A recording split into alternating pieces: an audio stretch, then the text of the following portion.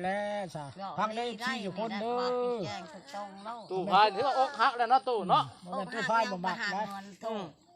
มักอยู่แต่ว่าบ่มีอันนี้แล้วเนาะบ่มีเงินสิไปสู่แล้วเนาะไปห้าโฮมอันนี้เขาเอิ้นจนเงินแตกเนาะตู้เนาะได้แม่นบ่ถ้าบ่อยากได้หันคือว่าแหละสิได้เงินหาแต่ไปบางไม้เสียฮะบ่ได้เสียดายแล้วเงินเนาะธรรมดามันก็เอาก่อนจะคอยหาก็ได้เป็นกันสิไปเฮิงบ่ย่านเจ้ามีผู้ใหม่เห็นได้ซะมีภัยเขาอยู่ในเฮือนมันมีภัยกันมีเขาก็มีนั่นแหละเนาะไปเว้าบ่มีภัยดอกคนก็คอยบ่แล้วไปใช้ก็พอเจ้าบ่ได้ผัวจะเห็นแล้วจะได้ผัวบ่มีไปในโคกในดงมันสิมีว่าไปน่ะไปในบ้านไปในเมืองสิมีอยู่ดอกอยู่บ้านนอกให้เก่งของมึงโอ้ยบ่มีดอกบ้านจะคอยบ่ได้ลิ้นชาวแล้วจ้ะบ่ได้นี่ละคอกแล้วบ้านเฮ้ยน้อยบ่เฮ็ดไปหาเงินก็บ่ได้เนาะมันเพื่อได้ยินข่าวว่าตกรถตกล่างบ่ตู้โอ้จะว่าขอเข้ามาโอ้เขาว่าโอ้ยขอได้แต่ผู้เดียวว่าผู้นั้นเขาบ่ให้เขาว่าตู้เนี่ยเขาให้เขาเคยเห็นเขานั่นได้ซ้ำบ่ได้มาบ่เห็นกันกับเจ้าซ้ำบ่เห็นเลยเนาะบ่ตู้อยู่บ้านเนาะขอรถอันขอได้ขอน้ำเหี่ยวขอรถตัวนี้บ่ยากแทนเนาะแม่บ่ได้ขี่แท้รถตัวนี้ก็ได้ตายแล้วบาดรถยังพอตู้นี่รถยังอันนี้นะจักแล้วรถตัวนี้มันบ่ปิ่นนะว่ารถอยู่บนเก่า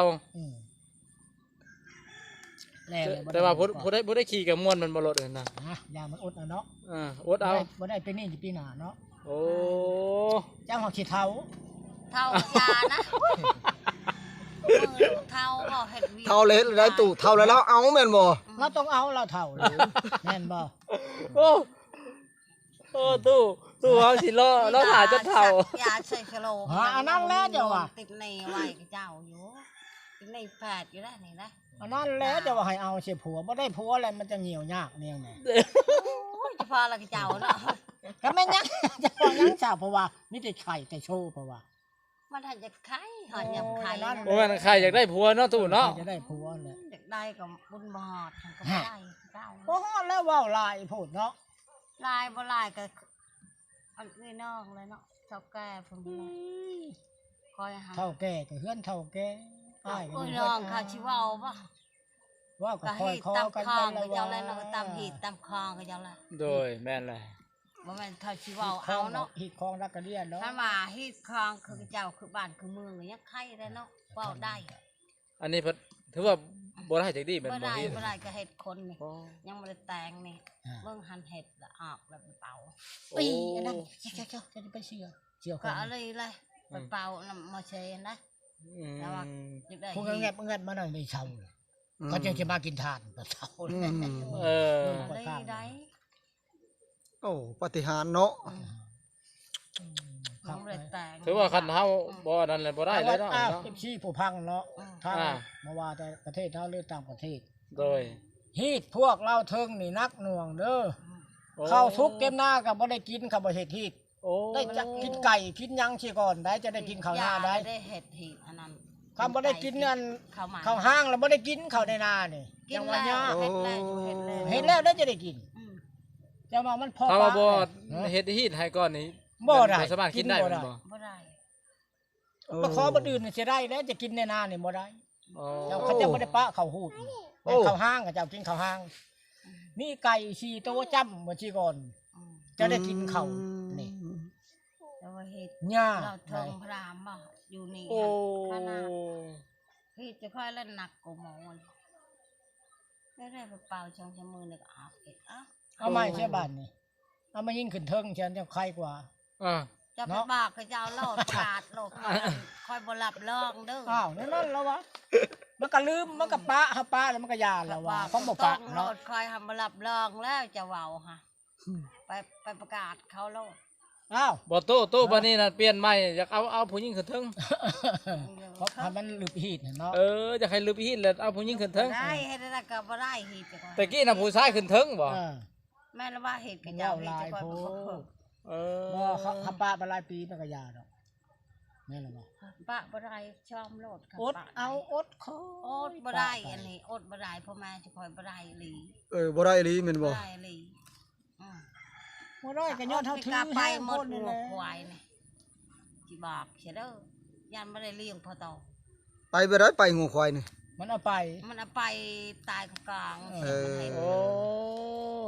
อืม มัน มั เอา น ไป มาชื่อรอเลย ไปเล่น ได้ เล็กน้อยกินยังแม่นประกอบอยู่ซื่อกินนะกินบ่กระตุ่ม ไม่ใช่ตั้งแต่เวียด เวียด ไป ตัว เวียดอัน ชื่อแล้วก็บา แรกอะไรกับชามบอ ใช้ชื่อได้ใช้ แลก ชาม แลกกระชามบ่ ชื่อเขาเจ้าแล้วแหละกับชามมาเด้อมาแลกกับชามเด้อว่าสิ เลิกไปช้าเลยเนาะ เป็นไรว่า โอ้ตู้ ซื้อขนมฮะ ตู้บ่ว่าได้ประเด็นขอบ่ได้แล้วเสียผู้สาวแลกกับชาม แลกก็บ่ได้เลย เฮ็ดได้สิได้บัดนี้เนาะ เออเออได้สิได้เขาบอกแลกกับชามคือตู้เฮาเออ บ่ได้แล้วคือฮีดเขาน่ะแลกก็ช้ามบ่ว่าไปเลยเนาะเจ้าน่ะ โยมบ่มีว่าเนาะว่าได้ก็บ่ได้ เฮ็ดได้ตู้พายจัง เอาก่อนก็บ่ได้ เอาก่อนกับของก็จะเป็นไปสั่ง ไปหาเงินไปหาคำก่อนนั่นแหละ หาเงิน เอ้ยบอกกันว่า หาเงินให้ได้ อืม ไปโฮมเงินโฮมคำ มันโฮมบ่ได้เลยโฮมเงินเนาะ เอ้าก็โฮมเลยเนาะคันอยากได้ทั้งต่ออยากได้คน แม่ หาน เล นี่ ย ก็จะไปเข้าหาโฮมใหม่ก็ยังได้หั่นทุกข์เท่าไรเดี๋ยวนี้เพื่อนทุกข์ก็ทุกข์อะไรเดี๋ยวนี้ก็จะได้ก็จะไปหาเงินแม่นบ่ เอาจากขี้เสีย ตั้งต่ออยากได้คนเฮา คันจะได้กันบ่ยาก คันบ่อยากได้หันมาแล้วเชี่ยหนึ่งทางสิบอกจังเด้อ คุณบ อะ อก ไรแม่นบ่ ก็ว่าขี้เสียเจ้าแต่งคอยมาแล้วคอยแทน เอาแล้ว คอยไปตุกไปสั่งเอาช่างแต่งชื่อข้าวกินก็ยังบ่มีใหญ่เอ้ย เงินเจ้า เนาะ เงินเจ้าแต่งเจ้าหาแล้วจะคอยแทนนี่เป็น แต่งก็ต่างแต่งเด้อคนเฮา มันสิคุ้นอยู่ดอกเขาเอาคือคอยนะฮะนะ บ่คูณกับบ่นะเฮาอะไรปัญหาหยังโอ้ย หา บ่ ใคร มี งัว ผั แล้ว เฮา เลี้ยง อยู่ งัว ได้บัดนี้เด้อคันได้หนีได้คันหาเงินแต่งผู้ชายแล้วเฮาอยู่โลด อืมบ่ได้เห็นบ่ตู้แน่นอนนะ บ่ได้ แต่งน้ำกันนั่นแหละ โอ้ สิไปหาในใช้เงินแต่งผู้ชายเนาะแต่เงินที่ชื่อกินก็ยังบ่มี เจ้าก็บ่เว้าหลาย ไอ้กระพง ว่า บางก ทำ ระ ไม พง นั่น ที่ เนาะ จะมาเว้าเด้อ ไอ้น้องเนี่ย แม่นบอกเขาเว้า โด โด ย ย บาผ่อน โดย คำว่าจักเด้อจะมุนโลกนี่ยังบ่เห็นเขาว่าได้ อ๋อ โอ้ยเอาอันนี้ บ่ บ่อันนั้นน้ำธรรมดานะน้ำอันนั้น อันนั้นกิน น้ บ่ได้ตุ๊ ำน้ำแดงธรรมดา น้ำแดงธรรมดา มักไปสั่งซะ น้ำหวานน้ำแดงธรรมดา จะให้กินเหล้าบ่ไปให้เสียดาย อันนี้ เสียดาย กันมาโอ้ย บ่ตู้ ฮะ กันว่าคอนั่นก็บ่ได้เห็นได้ก็ยากแล้วก็ ปดปานนี้แหละ สิได้เอาแลกบ่เลือด เป็นแรกโลดเคยเจ้าหับค่ะไปหันบ่ต้องการแลกกับบานเขาอยู่ อ้าว ดาวนเวทก็ยังได้ บาดว่าเอากระซามมาว่าบ่มี บ่ได้บ่ได้แลกเด้อ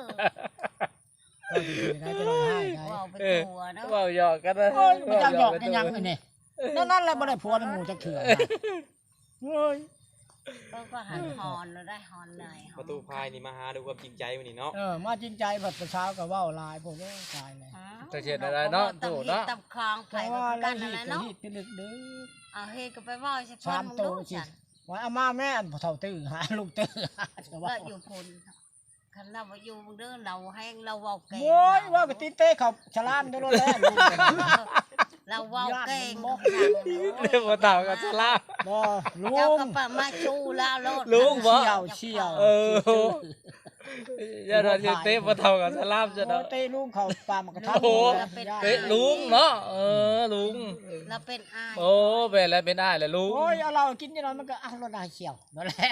อืม นี่จะเชี่ยวดอก เราตุยได้เราได้คนตุย อืม คนโอ้ กันว่า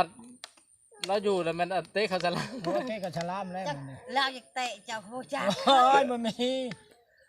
จักแล้วถือกันเนาะ ห่าง กระทือกันแล้วเนาะ มาใช้ไม่ใหญ่นะผู้ชุกรถต่างๆมาผู้ โอ้ยมันอยากจะในชาวดอนทันในเฮือนในลาน เออ โอ้พังแหน่เจ้าลานเจ้าว่า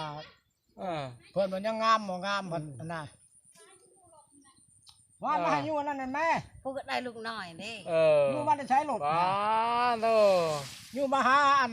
น่ะเคยนี่มึงรอมึงดู โอ้ ชาวดอนน่ะเด้ โอ้โอ้มาแต่ทางไหนน่ะนะ ลูกมาแต่เที่ยงน้ำบาวแล้ว เออคือว่าสุกเอาอยู่เอารถหนึ่ง บ่ได้มัน ยัน แล้ เบิ ว ด แล้วบ่ได้ก็แล้วน้องมันมาก่อน ยันเบิดน้ำมัน บ่ลูกตะมัน มา บ่ มาแต่บ้านมัน ในบ้านบ่แล้วเจ้าก็ขึ้นฮอดเจ้าคือกันเจ้า บ้านนี่ก็เอาอยู่น้ำชาวแพงอ่ะชาวแพงอ่ะไปเล่นพ่น สะแพงมาพี่นะ ว่าไปเล่น เรามาพี่เลยเจ้าไปพุ่น เรามาพี่มาหา ไปได้แต่บ่ อุ้ยเราอยู่นาพุ่นเราก็บ่สบาย เราใช้ชโลม โอ้ มาห้าคอยวันค่ะ โอ้ แต่ว่าบ่ได้มาเฮิงเราจะบ่เห็นหน้าเห็นตาเจ้าคอยก็ยากไปบ่ได้เนาะ ก็เดียวว่าเราอยู่มื้อนี้ฉันดอก อยู่หน้าไข่ อยู่นาบ่ได้ไข่ที่นาเราเลี้ยงงู เอาเป็นถ่ายแล้วบ่สบาย เจ้าแข็งแห้งคักเลยติ โอ้ยแข็งแห้งก็แข็งแห้งจังนั้นค่ะไปได้ดอก บ่คือหน้าแดงเป่งๆเลยก่อหั่นนะ ชักยาก น้ำเห็นบ่ บ่แม่นฮู้จักตู้พายว่าสิมาแล้วบัดนี้เพิ่นหายเลยหั่นน่ะเป็นไข้ ย่า หั่ น นนะ อยู่แล้วอยู่ใกล้ใช่ไหม เออ ไข่แน่แล้ว มาใกล้สิมันก็คักแล้วมันก็เศร้า บ่ใช่พายว่าสิมากวดเบิ่งแม่นบ่พ่อใหญ่ มากินข้าวยังบ่แซ่บ เดี๋ยวนี้ได้โอ้ยจังน้อยพูดแล้วเฮาหากะเช้าเด้ กินหยังก็บ่มีแหง โอ้ กินยังจะสิมีแหง มันอยากได้กินแนวแซ่บ เพราะว่าแซ่บกับข้าว เป็นหยังปิ้งไก่ก็บ่แซ่บบานนี่กินอีหยังน่ะพ่อใหญ่ปิ้งไก่ก็บ่แซ่บ กินหมากหมายมักตอกไป โอ้ โอ้ มันอยากนะ ปลาแห้งข้าวคันปลา ให้บ่อยากอันนั้นเอาคุย ปลาไม้มาสมโอบ่เป็นบ่ใช่ ใจโอ้ แม่นแล้วก็สมโอใช่ มันบ่ได้หมากหมาก แม่น มังมีเด้ มังมี นี่พวกมังมี กินยังก็บ่แซ่บกินยังก็บ่แซ่บโทเบิดเท่านั้น บ้านนี้สิแซ่บอยู่บ้านนี้บ่จักแล้วบ้านนี้ฮะ จะแล้วตู้ ไม่ ผ้า ใช่ว่า ไปตู้ หมาก ไผ่ ทุ มา เรียนจะไปเฮ็ดงานมา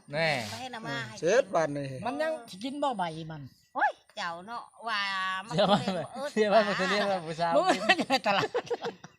มันยังบ่เป็นขอโทษ เออ ก็ฮักกระปลูกปีนี้จีน ทา น่ะ ง โอ้ ก็ฮักกระปลูกบริษัทตัวนี้จังน้อยนี่ของไทยนี่สิบ่มีราคานี่เพราะว่าจีนมันมาเฮ็ดแหละ เอ้า โอ้ มันบ่ได้อึดดินนั่นอยู่ภาคใต้ ยังกว้างเนาะ ว่ายังกว้าง 2,000 เฮกตาร์ก็มี บ่ปลูกมากหยังก็เป็นแม่นบ่แต่นะ ดินตัวนี้ต่ออันเมืองสนามต่อเมืองปักช่องดินสนามไซแห้งมาเว้านี่บริษัทจีนมากล้วย อ๋อ ตัวนี้บริษัทหมกทุเรียนเนี่ยนะ โอ้ มันหากระปลูกอยู่นี่จะนอนมันสิบ่ได้ชื่อมาแต่ไทยถ้าเบิ่งกว่าคำมาหลาย ลายก็ส่งแถวนี้แล้ว บ่าวนั้นบ่ได้มาเลยเนาะบ้านยังชูง มา หอมนะ ยังอยู่ จักแล้วเราว่าสิมาคือกันว่ากินฮอดเอื้อยเหี่ยวมื้อนี้ว่าสิมาคือกันยังบ่เห็น แล้วตู้หัน เราบ่ได้ตัวเราบ่ได้ตัวมานอน โทรมากินนี่มาเด้อว่ะ ซาโมว่าบ้าว่าบ่ได้โทรมาว่าถามเฮาว่า เขาว่าเขาบ่มีโทรศัพท์ตัวเองเขาแรกเขาว่า เราสิฮู้จักและชาวโมว่าตู้เฮามาแล้วโอ้ซั่นน่ะนะ เฮ้ยว่าผู้บ่าวบ่ได้โทรมาบอกไปจักเขาว่าบ่ค่อยบ่มีเบอร์กับเจ้าอัน บ่มีแล้วบ่เอา บ่าวสุกเปื่อยนะบ่ได้มาบ่ล่ะวะ เอาสุกเปื่อย บ่ชมเปื่อยแน่ๆบ่ชมเปื่อย จักบ่าวยังแน่ล่ะว่าบ่าวพรบ่สิจะถามได้ โอ้ บ่พอเราสิชมเปื่อยเลย ฝนตกบัดเข้าสิมาบ่เขาว่าคันแดด น้ำท่วมทางเขาเจ้า ใครแต่บ่ท่วมดังเนาะ มุนบ่ท่วมดัง ว่า จะน้อยแขวมากินเบิดแถวบ้านบึกบ้านดินเนี่ย เช็ดบ้านนี่ ไปจะ เนาะ นำบกไว้ อย่าว่าได้ว่า อ้าวก็มีแค่ลีใด อะไรติ นะครบคนวางใดแขนจนเบิดนี่ เขาคือเจ้าแม่กัดตุคือเจ้า อันแขกจะเลี้ บ่ ยงบ่ แค่ จะเว้ายากเท่าใดอันขะดองบ่รุดเท่าใดแฮงครบแฮงกัดแม่นบ่ กัดบ่แล้ว ยานด้วยวันฉันว่าเนี่ยยาน บ่ย่านเนี่ยเขาจะมาหาลงสมอง บ่ได้เขาไม่ได้ลง คนว่าคือเจ้านี่ให้กัดดุกัดขาอ่อน โอ้กัดขาอ่อน บ้าพูดอะไรบัดกัดบ่เจ้าเนาะ เขาจะชวนไปเอาผือจังหน่อยไป เอ แล้ว อ บ่ นอนในนาบ่พรผือไปเลยไป เอ เนาะ อ เอามาให้นะเด้อ บ่แล้ว2คนแล้วไปมันจะขับ เออแม่นเลย ยากบ่ได้ไป ไปคนเดียวบ่ได้ลงได้ ตู้ว่ายันแค่คือกันมาไปผู้เดียวอ่ะ งมหอยเองเนาะตู่เนาะ ข้าวจ้างก็ยังบ่ได้ไปเกี่ยวข้าวนำกับเจ้าสิเว้าเถอะ เจ้าก็ไปยืนเบิ่งตู้เพิ่นก็อยู่ลุมเพิ่นก็เป็นผู้เอาให้ งัวเอาข้าวนี่จะก็ไปเกี่ยวข้าว ถ้าว่าไปป้าทุกคอยหันสลบแล้วคันไปน่ะ โอ้ อ๋อ สลบ มัน ช่างอ้วน ยา ส ก มผัก ลูกหลานอีก เอ้ยร้าน อันนี้ก็ ร้าน ป่านี่คอยก็ต้มน้ำห่อในเพิ่นอยู่พวก อ๋อต้มมากินได้ไหม แล่นใส่งัว นี่ อัน บ่ นี้พวกเพิ่นมา เพิ่นเลยจังว่าอยากให้เพิ่นมาเลี้ยงงัวซอย เอ้ยน่ะ มา ว่าว่า2โต3โต4โต เราหันเว้าชื่อๆดอกเพิ่น คันนั้นงัวคอก็อยู่ในนี่มีแล้วล่ะเนาะ เว้าคือหมดวิชางก็คือหมดทุกสิ่งทุกอย่างไผอยากเชื่อหักเฮาเว้าตาม โอ้โห เชื่อแล้วไก่ก็บ่ได้เนาะ ชิดเลยบั เรา ดนี้ เว้าหักเราเว้ามายามใดก็เราเว้าเขาก็อยู่พังชื่อใดอะไรบ่พร โดย เรื่องผู้ชายจะไม่ยิ่งกว่าจะเว้าตรง